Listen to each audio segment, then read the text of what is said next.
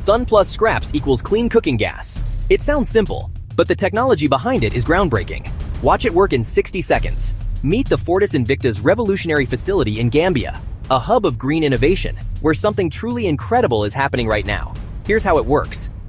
First, our high-efficiency solar panels capture abundant sunlight, while organic waste from our on-site halal abattoir and local fruit dehydration units gets fed directly into our integrated modular refinery. The sun powers the entire closed-loop process, rapidly breaking down these organic scraps through our advanced valorization technology. Within just a few minutes, what was once considered worthless waste transforms into valuable, clean cooking gas. This isn't just waste management or simple recycling. It's a complete circular economy revolution in action. The very same facility that processes local food waste is now producing the affordable, sustainable fuel to cook with.